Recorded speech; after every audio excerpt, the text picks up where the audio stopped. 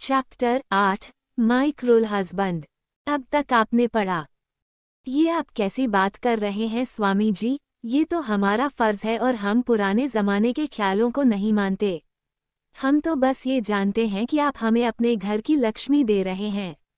अनुभव की बातें सुनकर स्वामी जी की आंखें नम हो गई।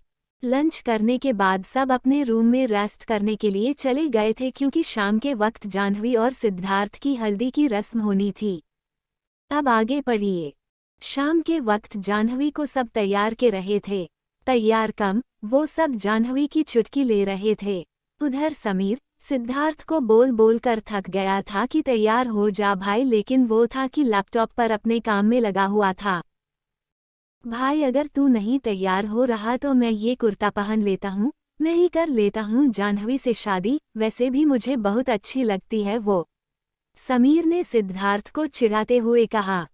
सोचना भी मत, सिद्धार्थ ने लैपटॉप पर नजरें गड़ाए ही कहा और अगले ही पल उठकर रेडी होने चला गया। उधर सिद्धार्थ का पूरा परिवार हल्दी की तैयारी कर रहा था। थोड़ी ही देर में जाह्नवी को सीमा लेके आ गई और साथ ही जाह्नवी की मौसी और दोनों मामी भी थी। जाह्नवी आज पीले रंग के लहंगे में बेहद खूबसूरत लग रही थी। सिद्धार्थ भी अब तक नीचे आकर अपनी जगह पर बैठ गया था। सिद्धार्थ ने भी आज पीले रंग का ही कुर्ता पहना था, जो उस पर बहुत अच्छा लग रहा था। जाह्नवी को सिद्धार्थ से थोड़ी दूरी पर बैठा दिया, उनके बीच में एक हाथ का फासला था। जाह्नवी की आंखें नीचे थी। रस्म शुरू करते हैं। आराधना जी के कहने पर लिली जी ने भी हाँ में सर हिलाया और सब बारी बारी से दोनों को हल्दी लगाने लगे। जाह्नवी की मौसी, मामी और नानी सब ट्रेडिशनल गीत भी गा रही थी। सिद्धार्थ की फैमिली भी सिद्धार्थ को हल्दी लगा रही थी। सिद्धार्थ को तो ये सब काफी इरिटेट कर रहा था। वो मन ही मन यही सोचा रहा था कि कहाँ फंस गया। सब रस्म पूरी करने में लगे थे और वहीं सिद्धार्थ चोर नजरों से जाह्नवी को देख रहा था, जिसका एहसास आराधना जी को हो गया था। सिद्धार्थ को ऐसा करते देख आराधना जी मुस्कुराने लगी। सब काफी ज्यादा थक गए थे। समीर और सिद्धार्थ के रूम में ड्रिंक कर रहे थे। सिद्धार्थ बिना कुछ बोले अपनी ड्रिंक एंजॉय कर रहा था। तो तुम्हारा फैसला अभी भी वही है? समीर ने पूछा। हाँ, मेरा फैसला नहीं बदलेगा सैम। एक बार फिर से सोच ले भाई, वो लड़की बहुत मासूम है। ऐसा कहते हुए समीर ने सिद्धार्थ के कंधे पर हाथ रखा और उसके रूम से बाहर निकल गया और सिद्धार्थ गहरी सोच में डूब गया। अगली सुबह सब आयुषी और आशु की बातों में लगे हुए थे, क्योंकि वो आज ही अमेरिका से यहाँ आए थे। सीमा जी और केशव जी पहले ही इंडिया आ गए थे। उन दोनों ने आते ही पूरा घर सर पर उठा लिया था। सो लेडीज एंड जेंटलमैन, अब मैं अपनी लिटिल भाभी से मिलूंगा और फिर अपने उन अक्केडू भैया से। वैसे वो दोनों है कहाँ? ऐसा कहते हुए दोनों ऊपर भागने लगे। संभाल लो सीमा अपने बच्चों को, इतना बचपना ठीक नहीं है। सिद्धार्थ की बड़ी माँ और अनुभव, साहिल, सूरज की असली माँ प्रमिला ने कहा।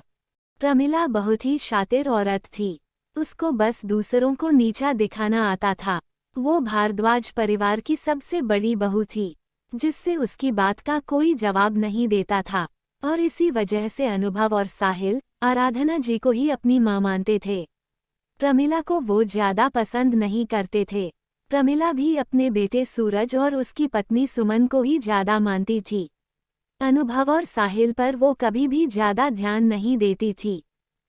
आराधना हमें भी मिलवा दे अपनी बहू से, या शीशे में रखेगी उसे? हाँ, माना हम कल नहीं आ पाए तो क्या उस छोरी से मिलने भी ना देगी? सिद्धार्थ की दादी ने कहा। अरे नहीं माँ, वो तैयार हो रही है, अभी लेके आती हूँ। डीप ब्लू कुर्ता, सर पर दुपट्टा, ब्लू बिंदी, आंखों में काजल, झुकी नजरें, आज जाह्नवी बेहद मासूम लग रही थी। जाह्नवी ने आते ही दादी जी और प्रमिला के पैर छुए। हम मानना पड़ेगा आराधना, बहू तो तुम चांद का टुकड़ा लाई हो। तभी सिद्धार्थ भी वहां आ गया। वो आते ही सबसे पहले राजा की तरह सोफे पर बैठा और सबको इग्नोर कर दिया।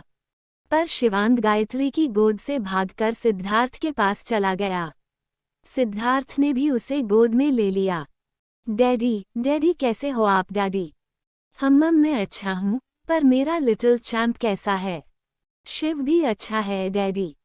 जानवी शिव और सिद्धार्थ को हैरानी से देख रही थी। वो सिद्धार्थ की ये साइड तो आज पहली बार देख रही थी। उसे तो समझ ही नहीं आ रहा था कि यहाँ हो क्या रहा है। वो मन ही मन सोच रही थी, इस आदमी का बेटा भी है ब्लडी चिट्टा। फिर तो इसकी बीवी भी होगी, पर अगर ऐसा है तो ये मुझसे शादी क्यों कर रहा है? जानवी शिव साहिल का बेटा है। शिव सिद्धार्थ को भी डैडी ही बोलता है। तुम टेंशन मत लो, सिद्धार्थ ने तुम्हारे अलावा किसी और लड़की पर आज तक ध्यान नहीं दिया। आराधना जी की बातें सुनकर सिद्धार्थ झेप गया और जाह्नवी ने अपनी नजरें नीचे कर ली। अगले ही पल सिद्धार्थ उठा और अपने काम से बाहर चला गया।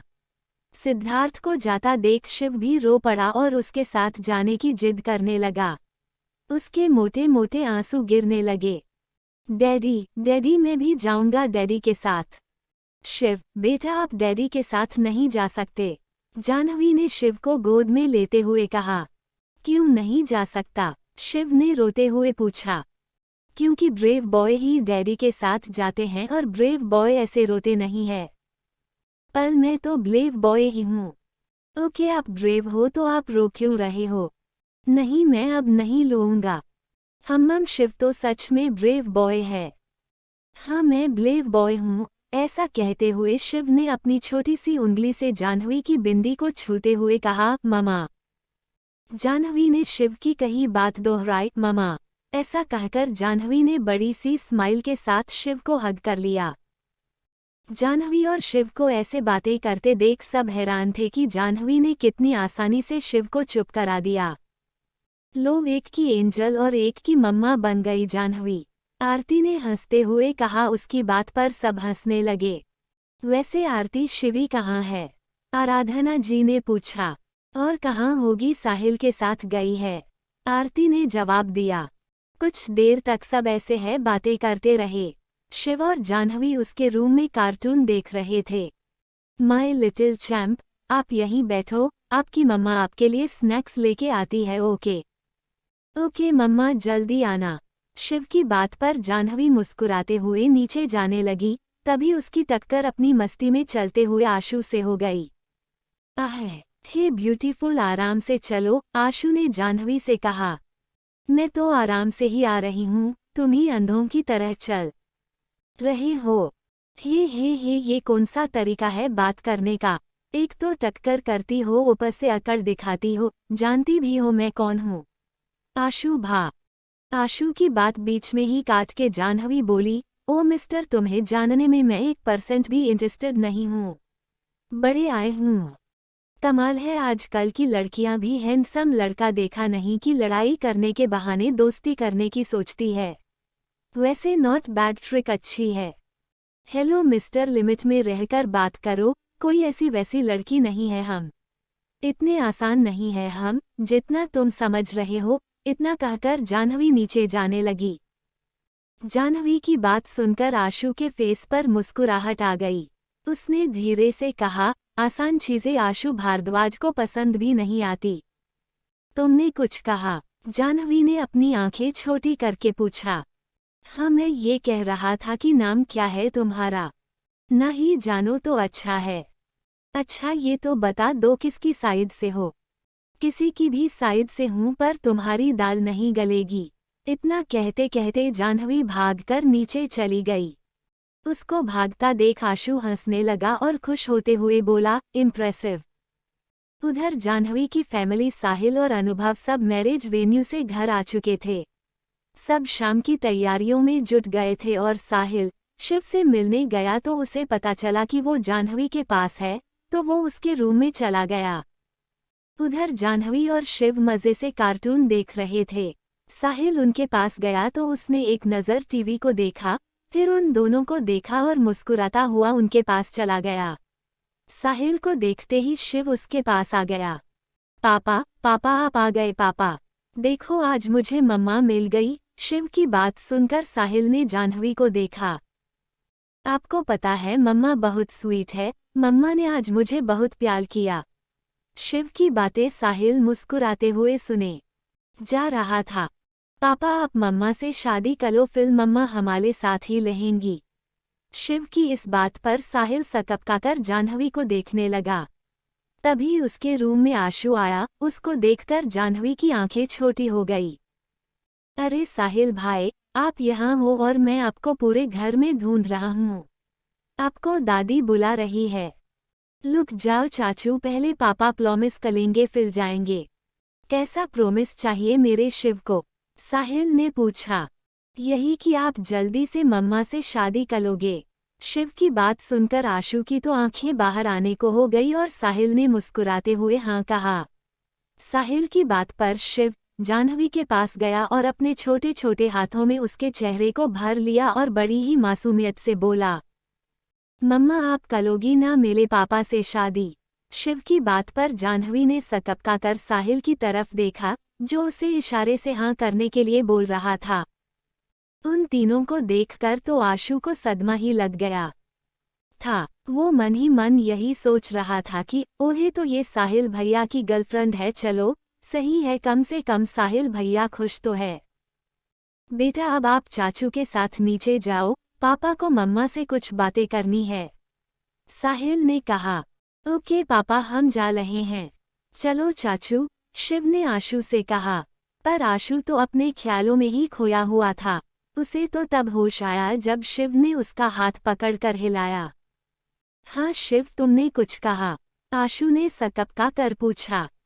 ओफो चाचू आप कितने बुद्धू हो, हमें नीचे चलना है क्योंकि अब पापा मम्मा को प्यार करेंगे। शिव की बात से साहिल को तो खांसी ही आ गई और जाह्नवी ने आंखें बड़ी करके साहिल को देखा। आशु को तो जैसे झटका ही लग गया, लेकिन उसने बिना कुछ कहे शिव को गोद में लिया और नीचे चल गया। जाह्नवी तो अपनी नजरें नीचे किए थी। उसे अब साहिल से नजरें मिलाने में भी शर्म आ रही थी। जाह्नवी, शिव की बात का बुरा मत मानना, उसे अभी रिश्तों की समझ नहीं है। आप कैसी बात कर रहे हैं, वो अभी बच्चा है, मुझे उसकी किसी भी बात का बुरा नहीं लगता। हम शिव ने आज तक मुझसे शादी के बारे में नहीं कहा और ना ही किसी लड़की को उसने माँ कहा। सिमरन के जाने के बाद मैंने उसे पापा का प्यार तो दे दिया, पर माँ के प्यार से वो अब तक दूर रहा है और शायद तुम्हें वो अपनी माँ को देख रहा है। मैं बस यही कहूँगा कि हो सके तो मेरे बेटे को माँ का प्यार दे देना। साहिल की बात पर जाह्नवी बस हल्का सा मुस्कुरा दी। उधर संगीत और मेहंदी की तैयारी चल रही थी। सिद्धार्थ ग्रीन कुर्ता और वाइट पजामा पहने इधर उधर घूम रहा था। उसे तो इसी बात की टेंशन थी कि उसे भी मेहंदी लगानी पड़ेगी। कुछ देर में सीढ़ियों से आती हुई जाह्नवी दिखी। मेहंदी कलर के लहंगे में वो दूध जैसी गोरी लग रही थी। एक पल के लिए तो सिद्धार्थ भी अपलक उसे देखने लगा। अगले ही पल सिद्धार्थ ने अपना मुंह फेर कर दूसरी तरफ कर लिया, तो उसे पता चला कि आरती उसे ही देखकर मुस्कुरा रही है। अगर तुमने अपनी होने वाली बीबी को देख लिया हो तो रस्म शुरू करें। आरती की बात पर सिद्धार्थ बिना कुछ कहे अपनी जगह पर बैठ गया। कुछ ही देर में रस्म शुरू हो गई। जाह्नवी के हाथों और पैरों में मेहंदी लग रही थी। तभी सिद्धार्थ ने कहा, मॉम क्या ये सब जरूरी है? हाँ मेहंदी का शगुन करना जरूरी है। मॉम मैं बिजनेस मीटिंग्स इसके साथ नहीं कर सकता। ओके तो शगुन के लिए जाह्नवी का नाम ही लिखवा लो। और वही आशु को तो ये सब देखकर हार्ट अटैक ही आने वाला था। उसे तो पता ही नहीं था कि उसकी लिटिल भाभी ये तीखी मिर्ची है। उसे अब पता चल गया कि शिव जाह्नवी को मम्मा क्यों बोल रहा था। तभी केशव जी ने कहा, अरे बच्चों तुम सबके होते हुए संगीत इतना फीका फीका। अरे नहीं नहीं चाचा जी, हम पूरी तैयारी के साथ आए हैं। क्यों आयुषी? समीर ने आयुषी को देखते हुए कहा। हाँ हाँ डैडी, समीर सही कह रहा है। ऐसा कहते हुए वो दोनों उठे और म्यूजिक प्लेयर ऑन कर दिया। उन्होंने पहले ही गाना सेलेक्ट करके एडिट कर लिया था। आयुषी ने जाह्नवी का गेट अप लिया और समीर ने सिद्धार्थ का और दोनों डांस करने लगे। हमारी शादी में अभी बाकी है हफ्ते 400 बरस लगे, ये हफ्ते कैसे होंगे पार? नहीं कर सकता मैं और एक दिन भी इंतजार। आज ही पहना दे, पहना दे, पहना दे। आज ही पहना दे तेरी गोरी बाहों का हार। जानम हो, ओ जानम हो, ओ जानम हो। नाचते नाचते समीर बार बार आयुषी के कंधे से अपना कंधा टकरा रहा था। साथ ही साथ गाने के बोल की तरह एक्टिंग भी कर रहा था। ऐसे ही डांस करते हुए समीर आयुषी के पीछे पीछे गुलाब लेके घूमने लगा और आयुषी ने भी नखरे दिखाते हुए उसका गुलाब लेके फेंक दिया तो समीर ने अपने सर पिट लिया। तो समीर ने घुटनों पर बैठ के फिल्मी स्टाइल में आयुषी को प्रपोज कर दिया, जिससे आयुषी ने भी उसके हाथों में हाथ रख दिए और उसके गले में अपनी बाहें डालकर गाने के बोल के साथ डांस करने लगी। नाचते नाचते समीर और आयुषी भागकर रूम में चले गए तो सबको लगा कि अब एक्ट खत्म हो गया। तभी अचानक से आयुषी बाहर आई जो कि प्रेग्नेंट थी और अपने पेट पर हाथ रखे बाहर आ रही थी। और उसके पीछे पीछे समीर कभी नींबू आयुषी को देता तो कभी संतरा और आयुषी लेके फेंक देती तो समीर अपना सिर खुजाने लगता। इतना सब देखकर तो सिद्धार्थ का पारा ही चढ़ गया था और जाह्नवी का तो शर्म के मारे बुरा हाल था। उसने अपनी नज़रें झुका रखी थी और वहीं सब वंस मोर करने लगे। फिर बारी बारी से सबने डांस किया। पूरी रात संगीत का प्रोग्राम चलता रहा और वहीं सिद्धार्थ इन सब से काफ़ी इरिटेट हो गया। रात के 3 बजे सब अपने रूम में आराम करने के लिए चले गए। जाह्नवी को नींद नहीं आ रही थी। वो अपने रूम की खिड़की के पास खड़ी चांद को देख रही थी। वो यही सोच रही थी कि कल से उसकी जिंदगी पूरी तरह से बदल जाएगी। तभी उसके रूम में किसी के आने की आहट हुई। जाह्नवी ने पलट कर देखा तो उसके फेस पर एक दर्द भरी मुस्कान आ गई। जाह्नवी धीरे कदमों से उसके पास गई और बड़े ही प्यार से कहा, जीत। अब तक जीत भी उसके पास आ गया था। वो दोनों बस एक दूसरे की आंखों में देख रहे थे। जीत की पलकें भीगी हुई थी। तभी उसने बिना कुछ सोचे समझे जाह्नवी को अपने सीने से लगा लिया। आज पहली बार उसने ऐसा किया था। जाह्नवी ने भी उसे कसकर हग कर लिया। जीत का एक हाथ जाह्नवी की कमर को जकड़े हुए था और दूसरा उसकी बैंड को। वहीं जाह्नवी ने जीत की कमर में अपनी बाजुओं को लपेट रखा था। ये हग इतना टाइट था कि दोनों एक दूसरे की हॉट बीट सुन रहे थे। दोनों की आंखें बंद थी। काफी देर तक वो दोनों ऐसे ही गले लगे रहे। इस बात से अनजान कि सिद्धार्थ डोर पर खड़ा उन्हें गुस्से से भरी लाल आंखों से उन्हें घूर रहा है। जीत और जाह्नवी इस तरह खड़े थे कि सिद्धार्थ को उन दोनों की ही लेफ्ट साइड बॉडी दिख रही थी, जिससे सिद्धार्थ को एहसास हो गया था कि उनका हग कितना टाइट है।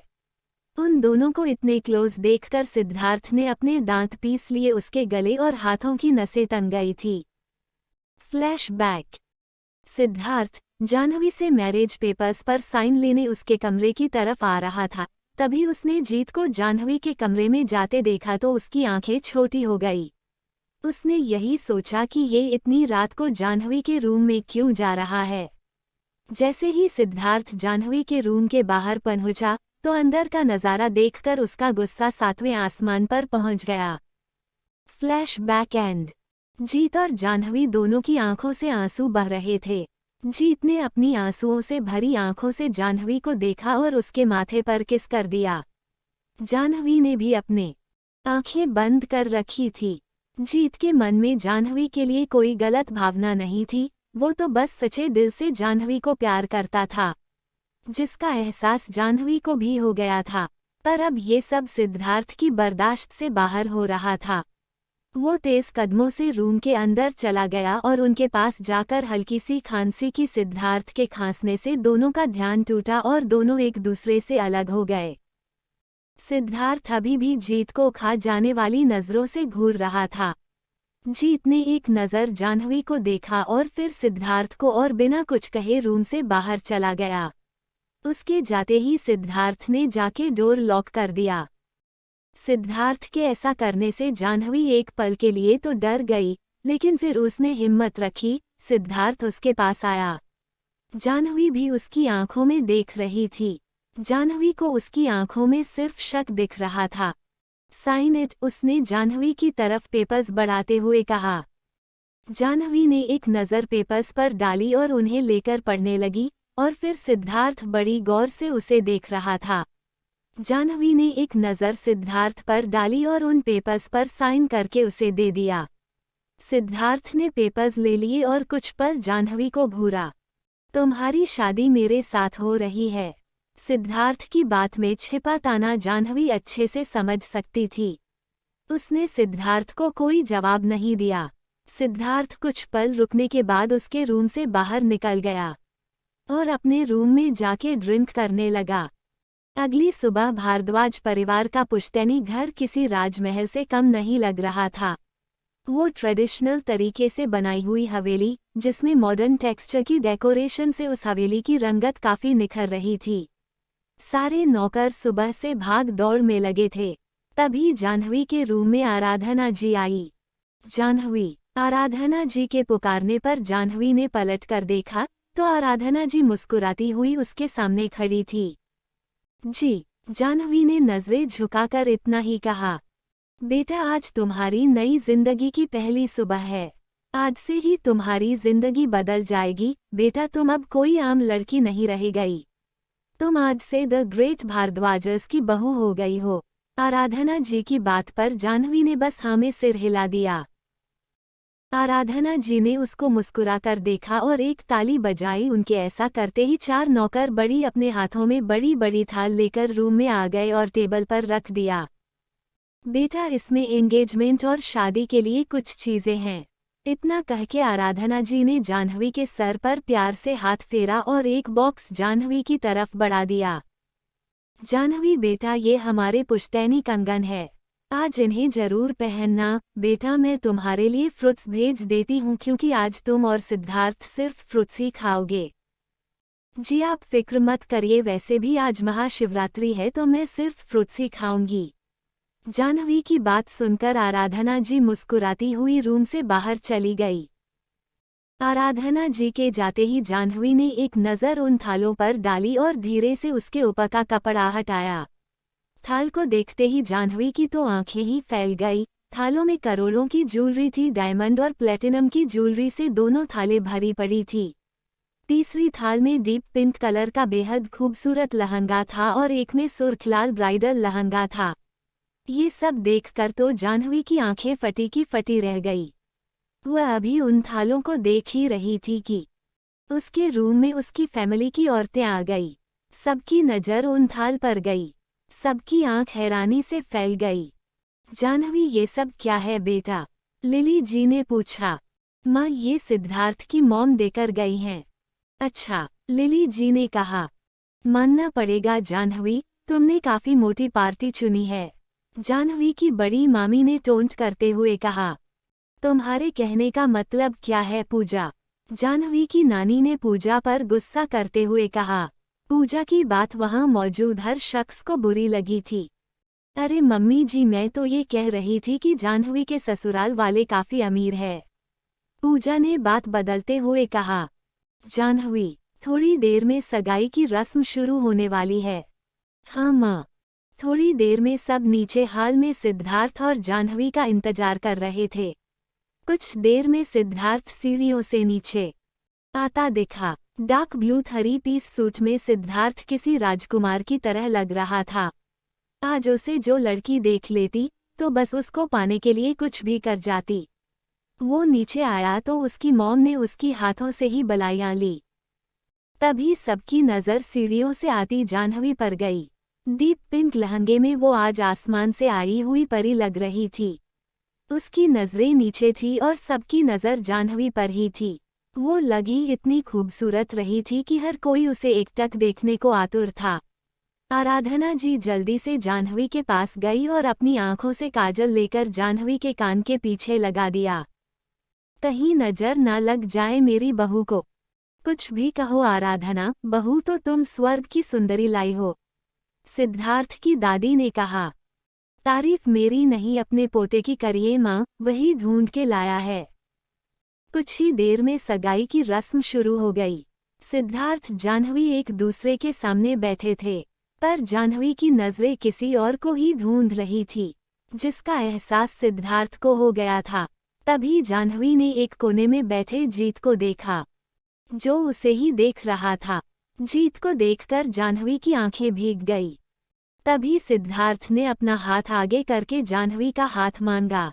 जाह्नवी भी हिचकिचाते हुए धीरे धीरे अपना हाथ आगे करने लगी, पर सिद्धार्थ ने उसका हाथ पकड़ा और अपनी तरफ खींच लिया, जिससे जाह्नवी हल्का सा उसकी तरफ झुक गई। सिद्धार्थ के ऐसा करने पर सब आंखें बड़ी करके हंसने लगे। तभी आराधना जी सिद्धार्थ पास गई। आराम से सिद्धार्थ, इतनी जल्दीबाजी मत करो, आराधना जी ने हंसते हुए कहा। सिद्धार्थ ने उनकी बात पर कोई रिएक्ट नहीं किया और जाह्नवी को रिंग पहना दी और पूरे हॉल में तालियां बजने लगी। समीर और आशु तो सिटी भी बजाने लगे। जाह्नवी की आंखें भीगी हुई थी। आराधना जी ने जाह्नवी को रिंग दी और सिद्धार्थ को पहनाने का इशारा किया। जाह्नवी के रिंग लेते ही सिद्धार्थ ने अपना हाथ आगे कर दिया, जिस पर आराधना जी की हंसी छूट गई। जाह्नवी का तो रिंग देखकर मन था कि वो ये रिंग सिद्धार्थ के मुंह पर फेंक कर मारे, पर वो ऐसा कर नहीं सकती थी। उसने धीरे से सिद्धार्थ का हाथ थामा और रिंग पहना दी और एक बार फिर पूरा हॉल तालियों की गड़गड़ाहट से गूंज उठा। तालियों का शोर रुकने के बाद भी समीर और आशु की सीटियां नहीं रुकी। रिंग सेरेमनी होने के बाद सब लंच करने में बिजी हो गए। साथ ही अपने अपने ग्रुप्स के साथ बातें कर रहे थे। तभी आराधना जी ने भी अपने काफ़ी रिलेटिव्स जो आज ही आए थे, उनसे जाह्नवी को मिलवाया। जाह्नवी भी सबसे काफ़ी अच्छे से मिल रही थी।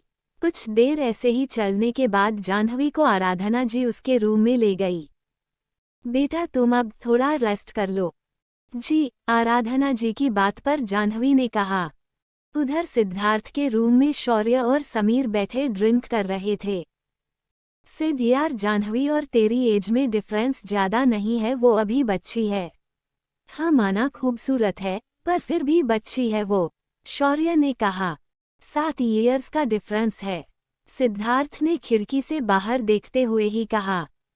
हम चल कोई नहीं भाई, तू खुश है ना बस, और चल अब रेडी होने, नहीं तो जाह्नवी तुझसे पहले तैयार हो जाएगी। ऐसा कहते हुए शौर्य सिद्धार्थ की वेडिंग ड्रेस देखने लगा। मैरिज वेन्यू पर सारे मेहमान आ चुके थे। कोई ड्रिंक कर रहा था, तो कोई अपने ग्रुप के साथ बातें कर रहा था। वहां मौजूद हर शख्स अपनी तरह से पार्टी एंजॉय कर रहा था।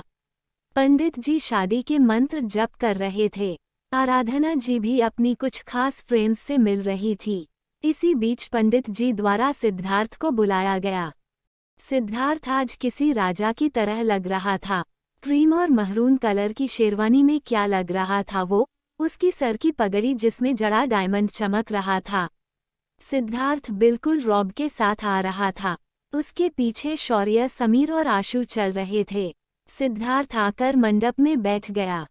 आज कितनी लड़कियों के दिल टूटने वाले थे, क्योंकि उनका प्रिंस चार्मिंग आज शादी कर रहा था। कितनी ही बड़े बिजनेसमैन्स की बेटियां, टॉप क्लास मॉडल्स सिद्धार्थ से शादी के सपने देखती थी। लेकिन आज उन सब के सपने चूर चूर हो गए थे। उन सबको आज जाह्नवी से जलन हो रही थी। जजमान अब कन्या को बुलाए, पंडित जी ने अनुभव से कहा। जाह्नवी, फेरों का टाइम हो गया है, आरती ने अंदर आते हुए कहा। उनकी बात पर जाह्नवी ने हल्का सा सिर हिलाया और उठने लगी। बाहर सब जाह्नवी का इंतजार कर रहे थे। अरे आराधना, तुम्हारी बहू कहाँ अब तक आई नहीं, हमसे कब मिलेगी वो? आराधना जी की फ्रेंड ने कहा। बस कुछ देर और, अब चांद को देखना है तो रात का इंतजार तो करना ही होगा ना, आराधना जी ने भी मुस्कुराते हुए कहा। तभी सामने से जाह्नवी आती दिखाई दी। सुर्खलाल ब्राइडल लहंगे में वो कयामत लग रही थी। ट्रेडिशनल मेकअप में वो किसी रानी की तरह सजी हुई थी। वहां मौजूद हर शख्स की आंखें उस पर टिक गई थी। जाह्नवी को देखकर वहां मौजूद हर आदमी का ईमान डगमगा गया था। यही जाह्नवी है ना, मानना पड़ेगा सुंदर तो है।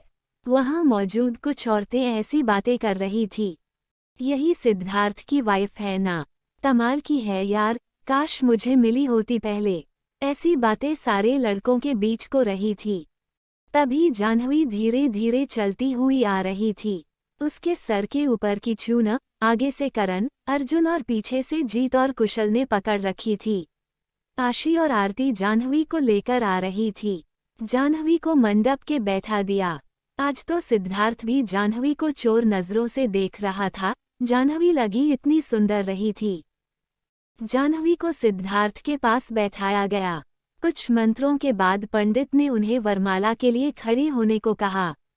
सिद्धार्थ और जाह्नवी खड़े हुए। पंडित जी ने जाह्नवी को वरमाला पहनाने को कहा, पर जाह्नवी भीगी आंखों नीचे देख रही थी और वहीं सिद्धार्थ उसे देखकर अंदर ही अंदर गुस्से से जल रहा था। तभी सिद्धार्थ ने एकदम से जाह्नवी के हाथों को पकड़ा और खुद ही वरमाला पहन ली, जिससे पूरा हॉल तालियों से गूंज गया और वहीं भारद्वाज फैमिली हंसने लगी। सिद्धार्थ ने भी जल्दी से जाह्नवी को जयमाल पहना दी। जयमाल के बाद सिद्धार्थ और जाह्नवी बैठ गए। पंडित जी ने मंत्र शुरू किए और स्वामी जी, लिली जी को जाह्नवी का हाथ सिद्धार्थ को देने को कहा। स्वामी जी और लिली जी ने जाह्नवी का हाथ धीरे सिद्धार्थ के हाथों में रख दिया। सिद्धार्थ के हाथों में हाथ पड़ते ही जाह्नवी ने एक पल के लिए अपनी आंखें भींच ली। पंडित जी ने मंगलसूत्र पहनाने को कहा। सिद्धार्थ ने मंगलसूत्र लिया और झुककर जाह्नवी को मंगलसूत्र पहना दिया। अब जाह्नवी की आंखें भर आई। फिर पंडित जी के कहने पर सिद्धार्थ ने सिंदूर लिया और जाह्नवी की मांग भर दी। जाह्नवी ने आंखें बंद कर ली और उसकी आंखें बहने लगी। उसने एक सिसकी ली और अपने आप को शांत किया। वर वधू फेरों के लिए खड़े हो जाएं। पंडित जी के कहने पर सिद्धार्थ और जाह्नवी फेरों के लिए खड़े हो गए। सिद्धार्थ ने जाह्नवी का हाथ थामा और अग्नि फेरे शुरू हो गए। हर फेरे के साथ जाह्नवी की धड़कन बढ़ रही थी। आज बदले और नफरत की आग में जल रहे दो दिल पवित्र अग्नि के फेरे ले रहे थे। देखते ही देखते 7 फेरे पूरे हो गए। विवाह संपन्न हुआ। आज से आप दोनों पति पत्नी हुए। पंडित जी ने कहा। यहाँ जाह्नवी अपनी बढ़ी हुई धड़कनों को संभालने की कोशिश में थी और दूसरी तरफ जीत का काफी बुरा हाल हो गया था। वो सिसक सिसक कर रो रहा था। वो किसी और की हो गई, वो किसी और की हो गई। जीत यही बड़बड़ाए जा रहा था। शांत हो जा जीत, सच्चे प्यार का अंत कभी शादी नहीं होता। कुशल और आशी भी रो रहे थे। उनसे जीत की ऐसी हालत देखी नहीं जा रही थी। उधर जाह्नवी और सिद्धार्थ सभी रिश्तेदारों के पैर छू रहे थे।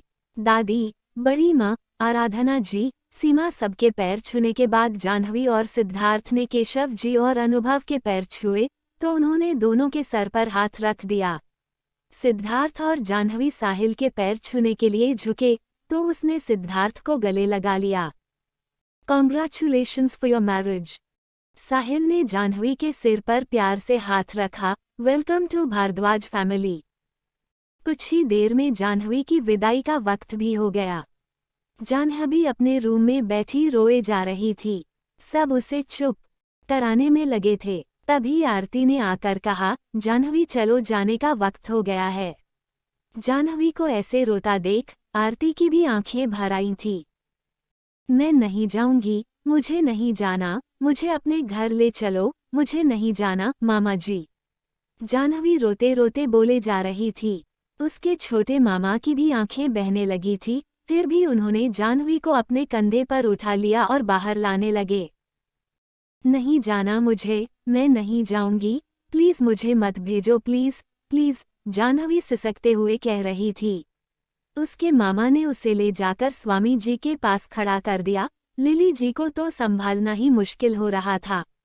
उन्हें जाह्नवी की मामी, मौसी, नानी ने बड़ी मुश्किल से संभाल रखा था। जाह्नवी स्वामी जी के गले लग गई और बिलख बिलख कर रो रही थी। स्वामी जी की भी आंखें रुक नहीं रही थी। पापा मुझे नहीं जाना, मुझे कहीं नहीं जाना पापा, मुझे आपके पास ही रहना है। मुझे अपने घर ले चलो, मैं नहीं जाऊंगी।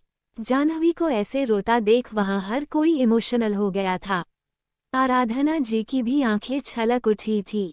स्वामी जी ने प्यार से जाह्नवी के सर पर हाथ फेरा और सिद्धार्थ की तरफ ले जाने लगे, लेकिन वो भागकर अपनी माँ के पास चली गई। लिली जी की तो पहले ही रो रो कर हालत खराब हो गई थी। माँ मैं नहीं जाऊंगी, मैं आपके बिना नहीं रह पाऊंगी, मुझे आपके साथ ही रहना है। मैं कैसे रहूंगी, मुझे कहीं नहीं जाना। लिली जी ने भी जाह्नवी को कसकर पकड़ रखा था।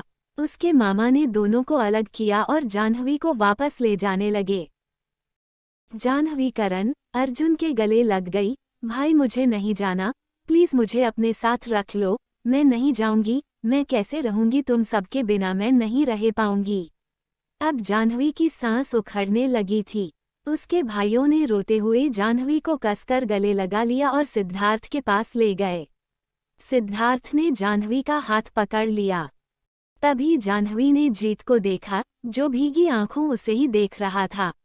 जाह्नवी जीत की तरफ बढ़ने लगी, लेकिन सिद्धार्थ ने उसके हाथ पर अपनी पकड़ कस ली। जाह्नवी ने एक नज़र उसे देखा और झटके से अपना हाथ छुड़ा लिया और भागकर जीत के पास चली गई और उसके गले लग के रोने लगी। जीत भी खुद को रोक नहीं पाया और जाह्नवी को कसकर गले लगाकर रोने लगा। मुझे माफ कर दो जीत, मुझे माफ कर दो, मैं तुम्हारे प्यार को समझ नहीं पाई, मुझे माफ कर दो, जाह्नवी रोते हुए कहे जा रही थी। उसका गला भी अब सूखने लगा था। जान तुम खुश रहना बस, मुझे मेरा प्यार मिल जाएगा। नहीं जीत, नहीं, तुम मुझे कहीं भी ले चलो, पर मुझे तुम्हारे साथ रहना है। जाह्नवी की आवाज़ अटक रही थी और उसे चक्कर भी आने लगे थे। जीत को जब जाह्नवी के रोने या सिसकने की आवाज़ नहीं आई तब उसने जाह्नवी को देखा और परेशान होकर चिल्लाने लगा, जाह्नवी, जाह्नवी क्या हुआ तुम्हें? आंखें खोलो जाह्नवी। जीत जाह्नवी के गालों पर थपथपा रहा था। उनसे कुछ दूर खड़े लोगों को जब कुछ अजीब लगा तो वो सब उनके पास चले गए। क्या हुआ जीत? स्वामी जी ने पूछा। अंकल जाह्नवी बेहोश हो गई है, कोई जल्दी से डॉक्टर को बुलाओ, कोई पानी लाओ। जाह्नवी, जाह्नवी उठो ना, आंखें खोलो ना जाह्नवी, जीत सिसकते हुए कहे जा रहा था। क्या मोड़ लेगी कहानी आगे? क्या जाह्नवी सच में बेहोश हुई है या बात कुछ और है? जानने के लिए सुनते रहिए माय क्रूएल हस्बैंड।